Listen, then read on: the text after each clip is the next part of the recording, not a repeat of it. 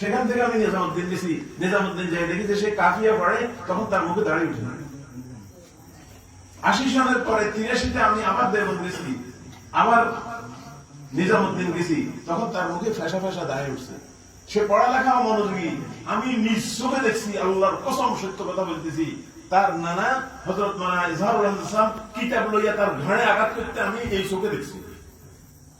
সে পড়ালেখা অমনোযোগী ছিল, সাইকেল একটা লইয়া এইদিকে ওদিকে ঘুরাঘুরি করতো, ক্লাস করতো না ঠিক মতো। কাশিমুল মাদ্রাসার সে ছাত্র ছিল, প্রতি বছর সে পাশ করতো নিজে নিজে। এই ক্লাসের থেকে ওই ক্লাসে বসতো, এই ক্লাস থেকে ওই ক্লাসে বসতো, তার কোনো পাশের দরকার হতো। সে জীবনে কখনো 3 দিনের জন্য হাঁড়ি পাতিল দস্তরখান কিতাব লইয়া আমির মামুন ঠিক করিয়া কোনদিন 3 দিন সময় লাগে না। চিল্লা তো দূরের কথা, 3 চিল্লা তো দূরের কথা, সাল তো দূরের কথা। তার সবচেয়ে বড় পুঁজি হল হযরত মাওলানা মুহাম্মদ ইলিয়াস রাহমাতুল্লাহ আলাইহির তাবলীগ। তিনি শুরু করছেন 1925 সালে অথবা 1926 সালে।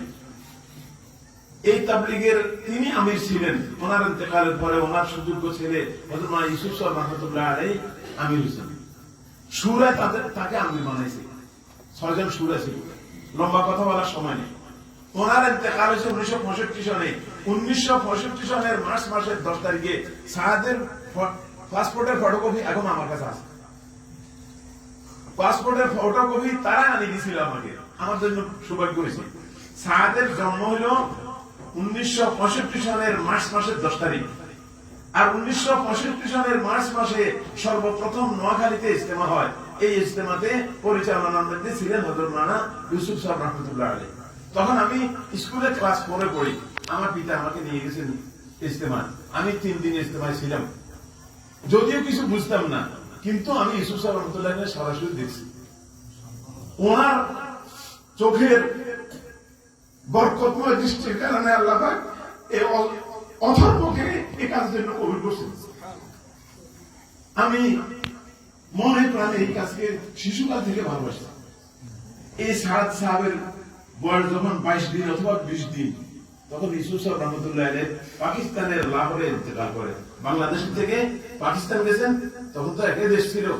ওখানে যাইয়া তিনি বৃহস্পতিবারে এশার আগে বয়ান করার অবস্থায় তাশকিলের কাছাকাছি তিনি অজ্ঞান হয়ে গেছেন, স্ট্রোক করছেন। পরের দিন শুক্রবার জুমার পর তিনি ইন্তেকাল করছেন। ওনার জানাজা হয়েছে পাকিস্তানে 2 বার আর ইন্ডিয়াতে 1 বার। ওনার ইন্তেকালের পরে আমির কে হবে, আবার 6 সুরা বসে পরামর্শ করি। হযরত ইউসুফ সাহেব রাহমাতুল্লাহ আলাইহির ভাইরা ভাই, হযরত ইউসুফ সাহেব রাহমাতুল্লাহ আলাইহির মামাতো ভাই বা ফুফাতো ভাই কিছু হয়। আর ছাত্র জীবনের হেফজখানা থেকে, নুরানি থেকে হেফজখানা থেকে শুরু করে আখেরি দর্শ পর্যন্ত একসাথে একই ক্লাসে পড়ালেখা করছেন। পরবর্তী জামানাতে তাবলীগের কাজে একজন আরেকজনের সাথে ছায়ার মতো ছিল। হযরত ইউসুফ সাহেব রাহমাতুল্লাহ আলাইহির জীবনে যে কোনো সময় মুশাওয়ারা ফয়সালা করার আগে বলতেন, ভাই এনাম কো বুলা লো, वो आने से पहले मैं फैसला नहीं करेंगे। এনামকে ডাকি আনো, উনি অনুপস্থিত হলে আমি কি করবো না, ফয়সালা করবো না। তো এইভাবে তাদের জীবন কেটে গেছে। এবং যখন হযরত ইউসুফ সাহেব রাহমাতুল্লাহ আলাইহি লাহোরে হাসপাতালে নেওয়া হয়েছিল ওনাকে, তো হাসপাতালের পথের অর্ধেক যাওয়ার পরে ইউসুফ সাহেব রাহমাতুল্লাহ আলাইহি চোখ খুলে বললেন, হ্যাঁ कौन है? तो हमारे इनाम हसन साहब बोले, मैं इनाम हूं और भाई अफजल साहब है, मुफ्ती जैनुल आबिदीन साहब है, और कोई नाम बोल लें। यूसुफ साहब बोले, नहीं नहीं कोई नहीं, मेरे मौला है। एक কথা বলার সাথে সাথে প্রাণ চলে গেছে। যখন হাসপাতালে নিয়েছে ডাক্তার বলে যে অনেক আগে ইন্তেকাল করেছে। তো মৃত্যু পর্যন্ত, এমনকি লাশের সাথে হযরত মাওলানা নওয়াজ হাসান সাহেব লাহোর থেকে দিল্লি আসছেন, এমনকি দাফন কাজে তিনি শুরু করেছেন। তো সুরাত চিন্তা করে দেখছেন যে লোকটা সারা জীবন ইউসুফ সাহেব রাহমাতুল্লাহ আলাইহির সাথে সারা পৃথিবী সফর করে রয়েছে, সেই লোকটা যতটুকু তাবলীগের মুসা হিসেবে বুঝছে, তার ভালো মন্দ দিক বুঝছে, অন্য কেউ কিছু বুঝতে পারে নাই। আর ওনার মতো বড় আলেম তাবলীগের মধ্যে আর নাই। এই জন্য ওনাকে জিম্মাদার বানাইছে, আমির বানাইছে হযরত মাওলানা জাকারিয়া সাহেব রাহমাতুল্লাহ আলাইহি। এই সময় ইউসুফ সাহেব রাহমাতুল্লাহ আলাইহির একমাত্র ছেলে মাওলানা হারুন জীবিত ছিলেন। মাওলানা হারুনকে আমির বানানোর ব্যাপারে কেউ কেউ প্রস্তাব করছে, তখন শুরা বলছেন যে ওনার বয়স মাত্র 33 বছর, প্রথম একটা সন্তান হয়েছে সাদ, আর এই অল্প বয়স্ক ছেলে সারা বিশ্বের এই জিম্মাদারি পালন করতে পারবে না। মেওয়াতিরা এরা আবিদি মানুষ, এরা মনে করে যে আমাদের বড় হুজুরের ছেলে মাওলানা হারুন, তাকে কি দরকার, তাকে আমি বানানোর দরকার ছিল। তারা কিছু ভিতরে ভিতরে কিছু সমালোচনা করতে শুরু করছে। তো হযরত মাওলানা জাকারিয়া সাহেব রাহমাতুল্লাহ আলাইহি মাওলানা হারুন সাহেবকে ডাকে বললেন, ভাই हारून, ये जो मेवाती लोग चूचरा कर रहे हैं, इनको जमा करो मुस्लिम में, और कुछ बोलना है तो बोल दो। तो माওলানা হারুন সাহেব বললেন মেওয়াতিদেরকে, তোমরা চিল্লাচিল্লি কেন করো? আমার নানা হযরত মাওলানা জাকারিয়া সাহেব, আমার নানা যোগ্য মনে করছেন এবং সুরার বাকি 5 জনও যোগ্য মনে করছে মাওলানা ইনামুল হাসান সাহেবকে, ওনাকে আমি বানাইছি, আমি মানিয়ে নিছি, তোমাদের কি সমস্যা? বস শান্ত হয়ে গেছে। কাজ চলতেছিল। হযরত মাওলানা ইনামুল হাসান সাহেব রাহমাতুল্লাহ আলাইহি 1995 সালে ইন্তেকাল করছেন। ওনার ইন্তেকালের 3 বছর আগে তিনি মক্কা শরীফে যাইয়া, সেখানে মক্কা শরীফে বড় একটা মুশাওয়ারা হয়, সারা বিশ্বের মুশাওয়ারা, আর বাংলাদেশে একটা মুশাওয়ারা হয়, আর পাকিস্তানের ইজতেমার সময় একটা মুশাওয়ারা, এই 3টে মুশাওয়ারা হয় আলমী মুশাওয়ারা। ওই মুশাওয়ারার সময় হযরত মাওলানা ইনামুল হাসান সাহেব রাহমাতুল্লাহ আলাইহি বললেন যে এই কাজ এত বাড়ছে যে এই কাজ একা আমার মাথায় নেওয়া সম্ভব না। সারা পৃথিবীতে দৈনিক হাজার হাজার জমাত আল্লাহ রাস্তা বাইরে দিয়েছে, হাজার হাজার জমাত ফেরত আসতেছে, হাজার হাজার জমাতের হাজার হাজার সমস্যা, এত সমস্যার সমাধান আমার একা পক্ষে সম্ভব না। আমি বুড়ো হয়ে গেছি, আমাকে তোমরা একটু সহুলত দাও, সহজ করে দাও। বুঝছো হযরত কি করবো? মানে একটা জমাত বানাও, এই জমাতের মধ্যে 10 জনের যেন একটা সূরা হয়। তখন মানে মুফতি জনাব আব্দুল সাহেব রাহমাতুল্লাহ আলাইহি বললেন, যদি এটা করতে হয় তাহলে আমরা এখানে মক্কা শরীফে পারবো না, এটার জন্য নিজামুদ্দিন যাওয়া দরকার। আচ্ছা ঠিক আছে। ওনারা সৌদি আরব থেকে ইন্ডিয়ার ভিসা লইছেন, ভিসা লইয়া বাংলাদেশের সাথীরা, আলমী উন্নয়ন সুরার সাথীরা, ইন্ডিয়া পাকিস্তানের সাথীরা সবাই ইন্ডিয়া আসছে। ইন্ডিয়া আসার পরে এখানে বসে 8 জনের একটা সূরা বানাইছেন। হযরত মাওলানা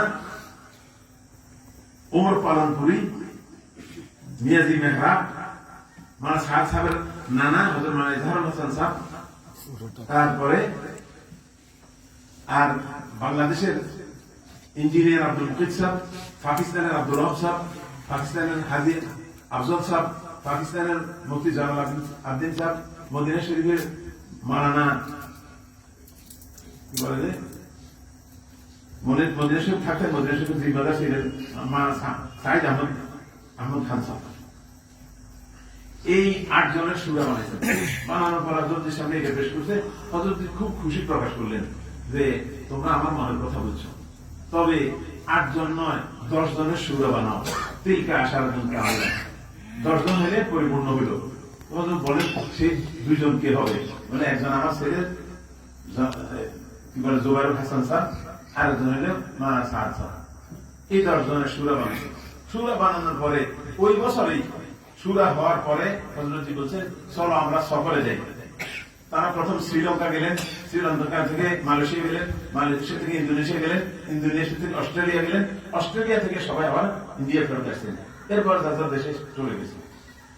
এই সফরের হযরতজির উদ্দেশ্য ছিল প্রত্যেকের সাথে প্রত্যেকের সুসম্পর্ক, প্রত্যেকের সাথে প্রত্যেকের মনের লেনদেন যেন হয়ে যায়, সবাই যেন মন খোলা ভাবে কাজ করতে পারে।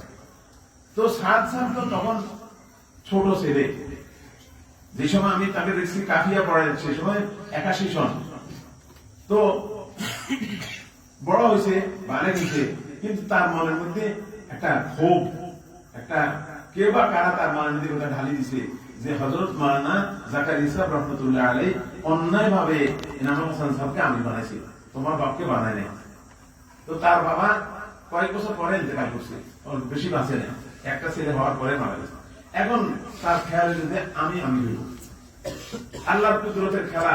প্রথম বছর হযরত মাওলানা মুফতি জালাল আব্দিন সাহেব পাকিস্তানের ইন্তেকাল করছেন, ভাই আফজল সাহেব পাকিস্তানের ইন্তেকাল করছেন, ভারতের ওমর পালনপুরি ইন্তেকাল করছেন, পরের বছর প্রথম ইজহারুল হাসান সাহেব ইন্তেকাল করছেন, পরের বছর হযরত ওমর পালনপুরি ইন্তেকাল করছেন, পরের বছর মিয়াজি মেহরাব ইন্তেকাল করছেন। এখন ভারতে আছে 2 জন, ও বাংলাদেশে আমাদের ইঞ্জিনিয়ার আব্দুল মুকিত সাহেব ইন্তেকাল করছেন। এখন বাংলাদেশে ভারতে আছে দুইজন, একজন হলেন জুবায়ের হাসান সাহেব, আরেকজন হলেন সাদ সাহেব, আরেকজন হলেন পাকিস্তানের আব্দুল ওয়াহাব সাহেব। এই তিনজন ছাড়া আর সুরা কেউ নেই। বারবার সাদ সাহেবকে বলা হয়েছে, পুরনো সাথীরা বারবার বলছে যে সুরার 10 জন পুরো করা দরকার, যারা মরে গেছে তাদের খালিস্তান পূরণ করা দরকার। উনি বললেন এটা উনি রাজি হন না। এমনকি জুবায়ের হাসান সাহেব ওনাকে যখন বলছেন, উনি বলছেন লোক আতে হ্যাঁ তেরে কো আর মেরে কো দেখ কর, তেসরে কো यहाँ मुदाखलत की क्या जरूरत है? তোমাকে আর আমাকে দেখি মানুষ আসে, তৃতীয় আলোচনা এখানে ঢুকার কি দরকার? সে অপেক্ষা করতেছিল খালি জুবায়ের হাসান সাহেব বলে দেয়, তাই না? কেল্লা ফাঁকে দিচ্ছে। 14 সালে জুবায়ের হাসান সাহেব ইন্তেকাল করছেন, ফুটফাট মানুষের কাছে বলে মেরে কো হযরত কা নাম, মানে উম্মত কা আমির হন, মানুষের কাছে বলে। তো উত্তরপ্রদেশের একটা জোর হইতেছিল নিজামুদ্দিনে। উত্তরপ্রদেশের যে সমস্ত ওলামায়ে কেরাম বেশি এবং উত্তরপ্রদেশের সাথীদের তবলিগের ব্যাপারে জানমালের কোরবানি সবচেয়ে বেশি। উত্তরপ্রদেশের এক একটা সাথী এক একটা জিম্মেদার হওয়ার মতন যোগ্যতা রাখে। সবাই আসছে, এখন মুসলমানতে রুমের মধ্যে অনেক ভর্তি হয়ে গেছে, ফুটফাট পিছিয়ে পিছিয়ে মানুষ কথা বলে না, ওনার কানে কথা যায় না। তো উনি বলেন বগায়ের ইজাজত কে আগে আর বগায়ের ইজাজত কে মুদাখালাত কর রহে হো, বিনা অনুমতি এখানে আসছো, বিনা অনুমতিতে নাক গলাচ্ছ, চুপ রাখো। তো আচ্ছা, যদি আমি আমার ছোট থেকে কাউকে বলি চুপ রাখো, চুপ থাকবে, যদি হযরতকে বলি উনি এটা কি মানে নিতে পারবেন? তো এই কথা বলার পরে কেউ কেউ বলছে, তারপর কথা আরো বেশি গেছে। উনি বলেন জানতে হো আমি পুরি উম্মত কা আমির হুম। তো একজন দাঁড়ায় বলল আপকো আমির কিসনে বানায়া? উনি চুপ করে রয়েছে। কতক্ষণ পরে আরেকজন দাঁড়াইছেন, দাঁড়ায় বলছেন হাম আপকো আমির नहीं मानते, যাও সব জাহান্নাম মে। আমাকে যখন মানবা না তো সব জাহান্নামী, চলে যাও সব জাহান্নামী। মেরে মুহতারাম ভাই ও দোস্ত, আপনারা সকলে জানেন, কিন্তু মনে রাখেন না। আমি এই পর্যন্ত আমার কাছে যত কাগজপত্র কতজনকে দিছি, ফেরতও দেয় না, আর কিছু এখান থেকে হাসিরও করে। সে বলে হেদায়েতের মালিক আল্লাহ নয়, নাউযুবিল্লাহি মিন যালিক। হেদায়েতের মালিক নবী। যদি হেদায়েতের মালিক নবী না হইতো আল্লাহ পাক নবী জগতে পাঠাইতেন না। সে কি কোরআন শরীফের এই আয়াত দেখে না? এটা তো আমাদের ছোট্ট বাচ্চা যেটা কোরআন শরীফের তরজমা করার সেও জানে, ইন্নাকা লা তাহদি মান আহবাবতা, হে আমার নবীজি আপনি যাকে ভালোবাসেন আপনি তাকে হেদায়েত দিতে পারবেন না, ওয়ালাকিন্নাল্লাহা ইয়াহদি মান ইয়াশা, আল্লাহ পাক যাকে খুশি তাকে হেদায়েত দিতে পারেন। উনি বলেন যদি কোরআন শরীফের অর্থ না জানে তো কোরআন শরীফ পড়লে ওয়াজিব তরকের গুনাহ হবে। অর্থাৎ ওয়াজিব যে সে শিখলো না, কোরআন শরীফের অর্থ জানা ওয়াজিব, ওয়াজিবটা যে সে শিখলো না, এই জন্য তার গুনাহ হবে। তো সাধারণ পাবলিক মনে করে যদি নামাজ পড়লে গুনাহ হয় তো নামাজ পড়া কি দরকার? নামাজ পড়লে যদি গুনাহ হয় তো নামাজ পড়া কি দরকার? আমি তো অর্থ জানি না, এটা পড়লে আমার ওয়াজিব ছাড়ি যাওয়ার গুনাহ হবে, আমি নামাজ পড়বো না। তো সব মানুষ বেনামাজি হবে।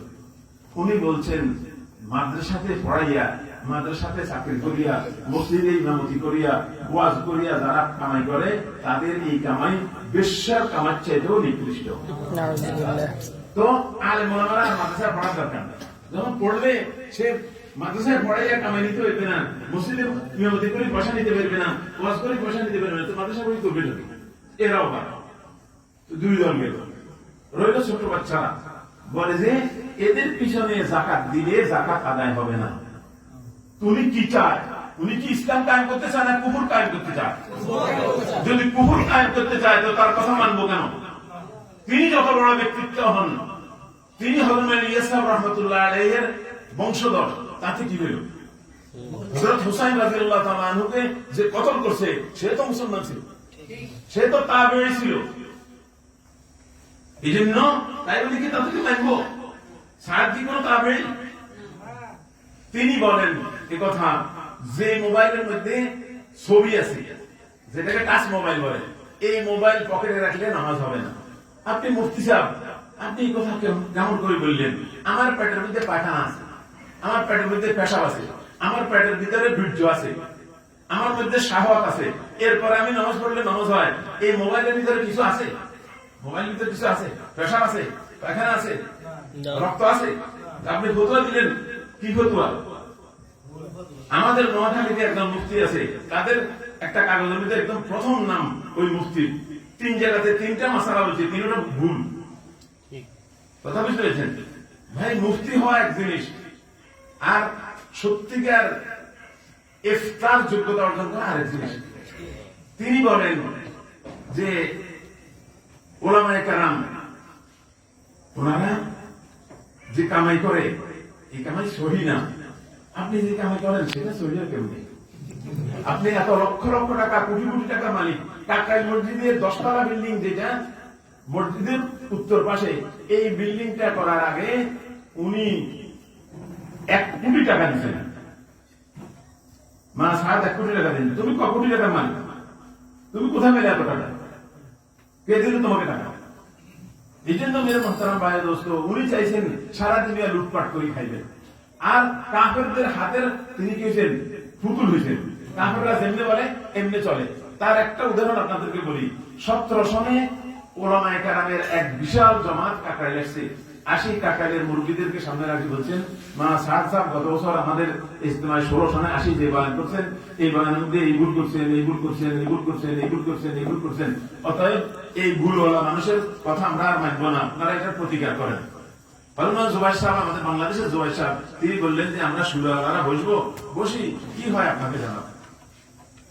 তো সুরাওয়ালারা বসি সিদ্ধান্ত করছে নিজামুদ্দিন থেকে আর কাউকে বাংলাদেশের জোড়ে বা ইজতেমা আনা হবে না। তো সামনে আসছে জোর, নভেম্বর মাসে জোর শুরু হওয়ার আগে সাত সাতকে চিঠি দিয়ে জানানো হয়েছে যে আপনি জোরের মধ্যে আপনাদের মার্কাজ থেকে কোনো প্রতিনিধি পাঠাবেন না। এই চিঠি পাওয়ার পরেও তিনি 7 জনের একটা প্রতিনিধি ব্যাংকক পাঠাইছে, থাইল্যান্ডের রাজধানী। ব্যাংকক থেকে তারা বাংলাদেশের বিশাল বাংলাদেশে ঢুকছে, বাংলাদেশে ঢুকে কাকরাইল আসছে। কাকরাইল আসার পরে ওনাদেরকে থাকা খাওয়ার, মেহমানদারি করার যা দরকার বন্দোবস্ত সব করছে, কিন্তু টঙ্গীতে যেতে হবে বা আমাদের সাথে টঙ্গী চলেন এরকম কথা বলা হয়নি। তো ওনারা সেখানে রয়েছে। শুক্রবারে শুরু হয়েছে জোর, শুক্র, শনি, রবি, সোম, মঙ্গলবারে দোয়া। সোমবারে দুপুর বেলায় আমাদের স্বরাষ্ট্রমন্ত্রী, আমাদের পররাষ্ট্রমন্ত্রী, আমাদের আইজি 3 জন, আর অনেক পুলিশ, 2 গাড়ি, আগে 1 গাড়ি পিছিয়ে 1 গাড়ি, ওনারা যাইয়া উঠছেন টঙ্গীর মাঠে। টঙ্গীর মাঠে উঠি বড়দেরকে একসাথে করছেন, করে ওনাদের সামনে পেশ করলেন যে আমরা, আমাদের প্রধানমন্ত্রী আমাদেরকে পাঠিয়েছে, এই জন্য আসছি। তো হযরত মানুষ সব বললেন যে কি জন্য আসছেন? বলছে প্রধানমন্ত্রী বলছেন এই কথা, কালকে তো আপনাদের দোয়া হবে, ওই দোয়াতে নিজামুদ্দিন থেকে যে 7 জনের প্রতিনিধি আসছে, ওই 7 জনের প্রতিনিধি যেন দোয়াতে অংশগ্রহণ করতে পারে, তার একটা ব্যবস্থা করবেন। তো হযরত মানুষ বললেন এখন আমরা কি করবো? বলে সেটা আপনাদের ইচ্ছা, প্রধানমন্ত্রীর অনুরোধটা আপনাদেরকে জানানো দরকার ছিল, এই জন্য জানাই দিলাম, আপনারা যা খুশি তা করেন। এরপর ওনারা চলে গেছেন। চলে যাওয়ার পরে টঙ্গীর মাঠে মাইকে ঘোষণা করলো আমাদের যে আগামীকাল মঙ্গলবারে দোয়া হওয়ার কথা ছিল, সেই দোয়া আজকে হবে। আসরের পরে হেদায়েতের কথা হবে, মাগরিবের পরে দোয়া হবে। কিছুক্ষণ পরে আসরের আযান হয়ে গেছে, আসরের নামাজ হয়ে গেছে। আসর নামাজের পরে 10 মিনিট হেদায়েতের কথা হয়েছে। 10 মিনিট হেদায়েতের কথা কইলেই বলে যে এখন দোয়া হবে, সবাই দোয়ার জন্য তৈরি হবে।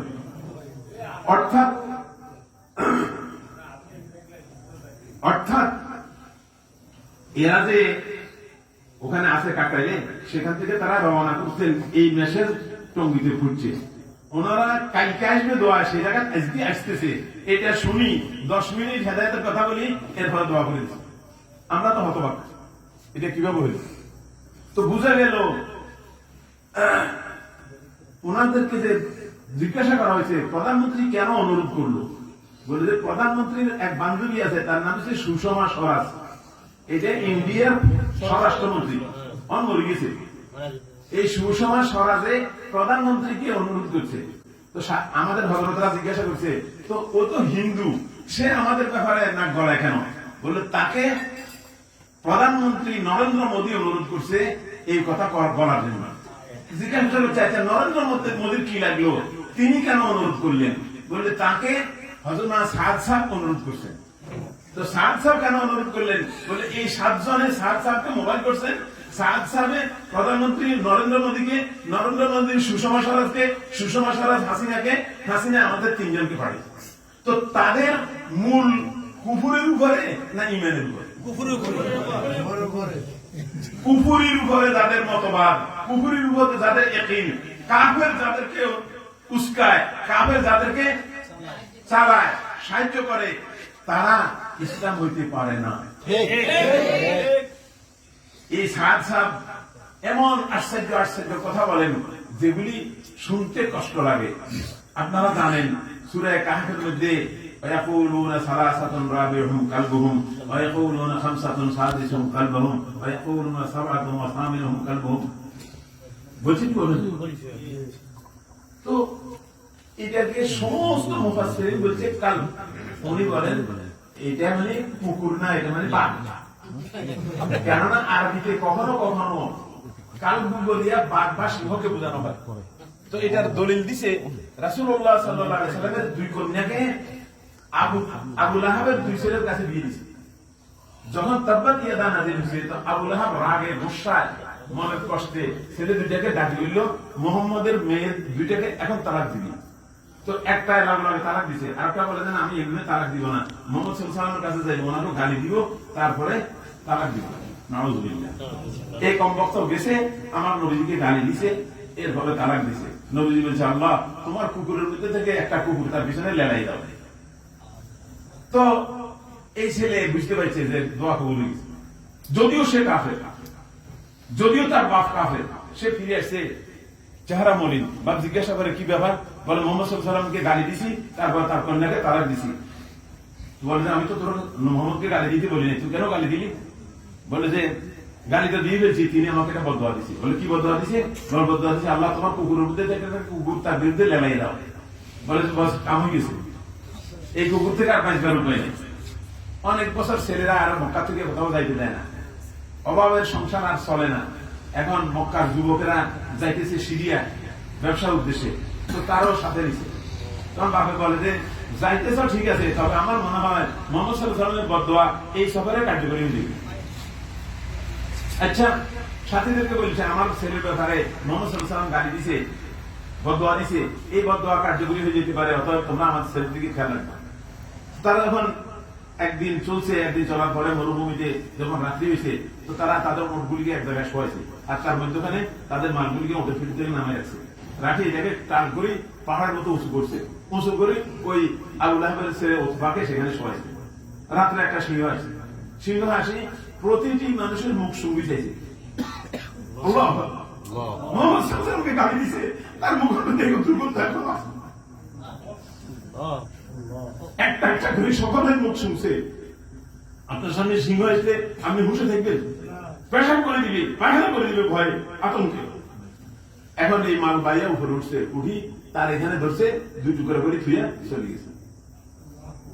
তো সেটা নবীজি এটাকে কুত্তা বলছেন, একটা কুকুর লাগাইল, সেটা সে এখানে লাগাইছে।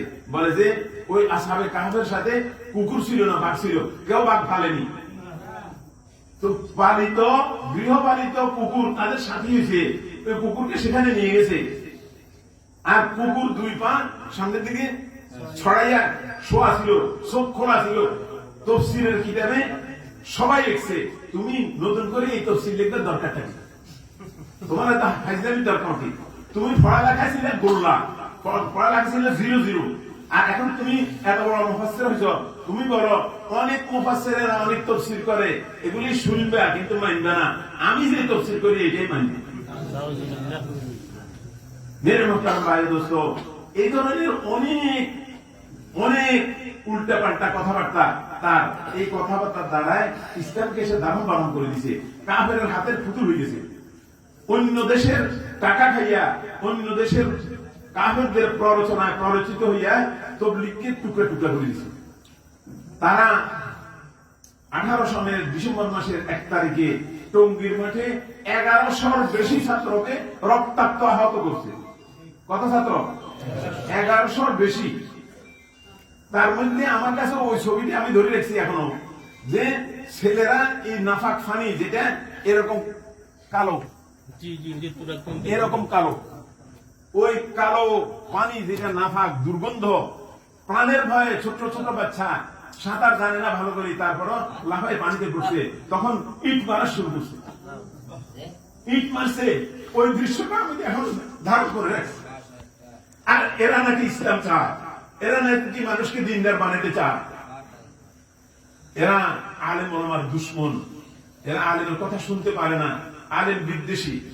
আমি অনুরোধ করব, এই কথাগুলি অনেক বই পুস্তকে আছে, আপনারা মেহরবানি করে সংগ্রহ করেন, কিছু পড়েন, পড়ে কিছু নিজের কাছে ধারণ করেন, তাহলে আপনি কথা সহি কথা বলতে পারবেন। এলোমেলো কথা, কোনো কথা মনে নেই, আপনি কেমনি কথা বলবেন?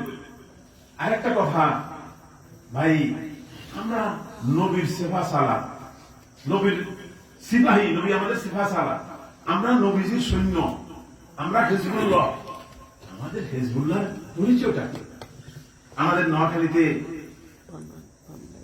ইমাম মুয়াজ্জিন ফাউন্ডেশন একটা আছে, আছে না? ইমাম পরিষদ একটা আছে। মিটিং হয়তো আগে যাইতেন, এখন আর চাই না। আমাদের ইমামদের নামাজ কালাম দেখলে শরীর শিহরে উঠে। আমি যখন পড়ালেখা শেষ করছি, আমি সরকারি মাদ্রাসা করছি, নোয়াখালী ইসলামী আলিম মাদ্রাসা থেকে কামেল পাস করছি। এরপরে আমি গঙ্গু পড়ালেখা করছি কিছুদিন। গঙ্গু থাকাকালীন সময় দেখি যে শুক্রবারে ফজরের নামাজে প্রথম রাকাতে আলিফ লাম মিম সিজদা পড়ে, দ্বিতীয় রাকাতে সূরা দাহার পড়ে। আমার এটা জানা ছিল না। আমি একদিন এক ছেলেকে বললাম, ये क्या बात है, ये फजर की नमाज में सिजदा देना पड़ता है? देखो तुम नहीं जानता, ये मसनून है, सुन्नत क़िराअत है कि फजर की नमाज में पहली रकात में अलिफ लाम सिजदा पढ़ी जाए और दूसरी रकात में सूरा दाह की तिलावत हो।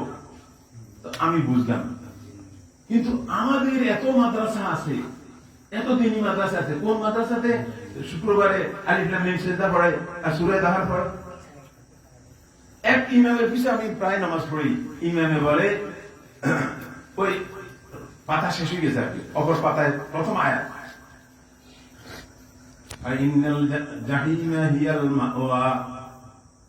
তো এখান থেকে শুরু করতে তোমার আক্কর করে কিছু দেয় নাই, আগা নাই গোড়া নাই তলা নাই, তুমি কি বলি বই?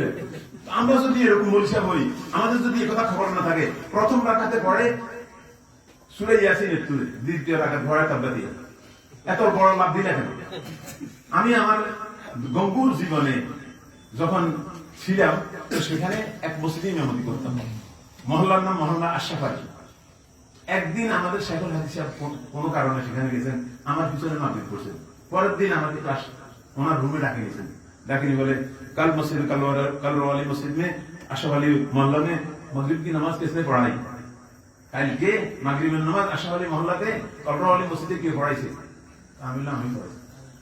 मैंने सुना था तू बांग्लादेश में दौरा करके आए, हमें सुनती तू बांग्लादेश से दौरा कर यहाँ क्या पढ़ने आए? हम चुप कर रहे, बोले तू मसनून क्या नहीं जानता? हम भी जाने, क्या जानता है? वाले मुफस्सल फजर और ज़ोहरे, औसत मुफस्सल असर और इशाते, আর কে সারা মুফাসসাল মাগরিবি। তো তুমি কি আপ পড়ি জামা? আমি প্রথম রাকাতে কুলিল্লাহ মালিকের মুখ পড়ছি, দ্বিতীয় রাকাতে সূরা হাশরের শেষ কিনারে। তো হযরত আমাকে জিজ্ঞেস, এই মাসনুন है? গাধা কাহে কি? এই শব্দ কে বুঝে?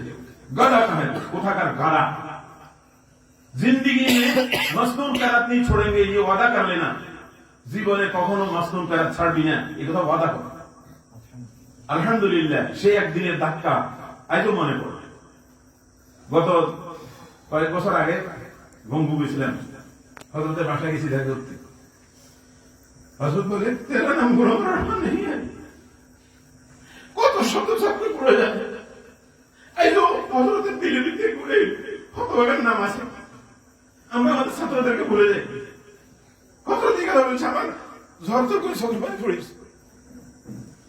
আমাদের উস্তাদ হযরত মানা সলমান সাহেব একদিন এশার নামাজের পরে দাঁড়িয়ে গেছেন, দাঁড়িয়ে বলে सारे बैठो, कोई अजान पढ़ेंगे दूसरे इकामत पढ़ेंगे, ये क्या बात है? ये मसनून है काम? একজনে আজান দিবে, আরেকজনে ইকামত বলবে, এটা কি পাইছো তোমরা?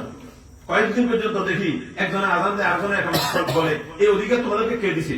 সুন্নতের খেলাফ কোন কাজ করবা না। হযরতের সাথে দেখা করতে গেছি, হযরত ওযু করতেছিলেন, ওযু করে উঠি দুই হাত দিয়ে এভাবে বুকের মধ্যে ঝড়াই ধরছেন, তো ধরছেন ছাড়েন না। আমাদের উস্তাদদের সাথে আমাদের হৃদয়ের সম্পর্ক এরকম হওয়া চাই। আমরা উস্তাদের কাছে পড়ে গেছি, ফজরের কি কেরাত জানি না, যোহরের কি কেরাত জানি না, আসরের কি কেরাত জানি না, মাগরিবের কি কেরাত জানি না। তো এই সমস্ত মসজিদ কমিটি বানাই লাভ কি? ফাউন্ডেশন মধ্যে নামাজ পড়ায়, কি কেরাত পড়ে, কোথায় সে ওয়াকফ করবে, কোথায় করবে না, এটাও জানে। এই জন্য ভাই আমিও নিজকে নিজে বানাই, যে কিতাবগুলি পড়িয়েছি আজ পর্যন্ত উঠে দেখি না। আমরা কতবার পড়ছি মান কারা সূরাত ইয়াসিন ফি সাদরিন নাহারে কুদিয়াত হাওয়াইজুহু, আমরা কি পড়ি প্রত্যেকদিন সূরা ইয়াসিন? যে ব্যক্তি মাগরিবে ওয়াকিয়া পড়বে অভাব অনটন দেখা দিবে না। চাই নুরানি পড়াই, আরো প্রাইভেটও পড়াই, আরো ওই ব্যবসার লগে কি বলে যে মোবাইলে কি কি ব্যবসা আছে না, অনলাইন ব্যবসার মধ্যে জড়াই গেছি অভাব দূর করবে জন্য। কিন্তু অভাব দূরের জন্য সূরা ওয়াকিয়া পড়ার দরকার ছিল, কবর আযাব থেকে বাঁচার সূরা মুলক পড়ার দরকার ছিল। সাধারণ পাবলিক পরে পড়বো, প্রথম আমি পড়ি কিনা 3 তাসবিহাতের সুবহানাল্লাহ, আলহামদুলিল্লাহ, আল্লাহু আকবার, এটা প্রত্যেক নামাজের পরে আমি আদায় করি কিনা। বলছে যে ব্যক্তি কি বলে যে আয়াতুল কুরসি পড়বে তার জান্নাতে যাওয়ার পথে একটাই বাধা, সেটা হলো মওত। মরবে সাথে সাথে জান্নাত। আয়াতুল কুরসি পড়বে। এই জন্য মেরে মুসলমান ভাই দোস্ত, ওই সূরা হাশরের শেষ 3 আয়াত পড়াইতেও তো নবী বলেন নাই। আমি আপনাদের কাছে জোর হাতে জিজ্ঞাসা করি, নবীজি তোমরা শেষ 3 আয়াত পড়াই দিও, এটা কইছে কোন হাদিসের মধ্যে কথা আছে? বলছে তোমরা আউযু বিল্লাহি সামিউল আলিম মিনাশ শাইতানির রাজিম 3 বার পড়িও, আর সূরা হাশরের শেষ 3 আয়াত একবার পড়িও। পড়তে কইছে, হয়তো 40 বছর পর্যন্ত ইমামের সাথে পড়তে পারে, নিজে নিজে একদিনও পারে। তো তোমার উচিত আছে শিখে দেওয়া, তোমার কাছে মুখোমুখি পড়াইতে। আর এই শেষ 3 আয়াতে এরকম তো না ধরছে সূরা ফাতিহা জানে না, 40 বছর পর্যন্ত তাবলীগ করে, তাবলীগ করতে করতে একদম কবরে দান করে গেছে, এখনো সূরা ফাতিহা শুদ্ধ হয় না। তো কবে শুদ্ধ হইব? আমি তাবলীগে গেছি কি জন্য? আমার ভুল ধরার জন্য। এই ভুল ধরি বাড়িতে আসি যেন শুদ্ধ করতে পারি। এরকম হাজারো ভুলের মধ্যে আমরা ডুবে আছি। আমাদের জামা, আমাদের রোজা খাতা, আমাদের দাড়ি, আমাদের মাথার চুল, আমাদের টুপি কেন একরকম হয়? সুন্নত মতো আপনি টুপি একদম কি বলে যে করলি ফিরতে হইব এরকম কোনো জরুরি নেই। যে কোনো টুপি করেন সুন্নত মতন করেন, আপনি দাড়ি সুন্নত মতো রাখেন, আপনার চুল সুন্নত মোতাবেক রাখেন, আপনি পাগড়ি কেন করেন না? কি সমস্যা? রাসূলুল্লাহ সাল্লাল্লাহু আলাইহি ওয়াসাল্লাম নামাজের বাইরে একরকম পাগড়ি পরতেন, নামাজের মধ্যে আরেকরকম পাগড়ি পরতেন, জুমার নামাজে, ঈদের নামাজে আরেকরকম পাগড়ি পরতেন। তাহলে বুঝে গেছে পাগড়ির কি আছে, তার তুমি আছে। আমরা নবীর খালি নবীর মহব্বত এই করবো সেই করবো। ওই এদিন মহাসভা বসেছে, মহাসভা বসে যারা বক্তৃতা দিছে আমার কাছে 8-10 জন ছাড়া আর কার বক্তৃতা ভালো লাগে। কোন পার্টিকুলার কোন নাম্বার আপনি বলেন সে এই ভুল করছে, এই ভুল করছে, এই ভুল করছে, এই ভুল করছে, 85টা ভুলের মধ্যে আপনি একটাও মনে রাখতে পারেন না। আমরা সাহায্য মানি না, আমরা ওলামারা একদিকে আছি, ও তারা বাতিল করবেন, বাতিলের কোন প্রমাণ দিতে হবে না, দলিল লিখবে না। একটা দলিল আপনি মনে করতে পারলেন, আপনার সেখানে বয়ান করতে পারলেন, আপনার বয়ান করতে বসে। এই জন্য আমি আজকে ওলামায়ে কেরামকে পাইছি, এই জন্য মনের অনেক দিনের তামান্না ইমামদের সাথে কথা বলা। আমাদের ইমাম ফাউন্ডেশন আছে, কোনোদিন কোনো কথা বলে না, খালি মাসিক চাঁদা এই শেষ কথা বুঝেন। ইমাম পরিষদ একটা আছে, সেটার একটা কাম। এই যে আমাদের ইমামেরা নামাজ পড়ায় মাসনুন কেরাতের জন্য আমার যেমন জীবন চলে যেতে চায়, ওস্তাদের ওই একদিনের ধমকে চিরদিনের জন্য মনে রয়ে গেছে। আল্লাহ পাক আমার ওস্তাদজি করোনার সময় ইন্তেকাল করছেন, আল্লাহ ওনাকে জান্নাতুল ফেরদাউস। আমি আপনাদের খেদমতে কিছু বেয়াদবি হয়ে গেছে, মাফ করে দিবেন। কোন দিন মরে যাই, মরণের সময় ঘনায় গেছে, কখন খবর আসে, যেন হকের উপর বাকি থাকতে পারি, সুন্নতের উপর জীবন যাপন করতে পারি। আল্লাহ তৌফিক দান করেন। যে কথাগুলি বলছি আমাকে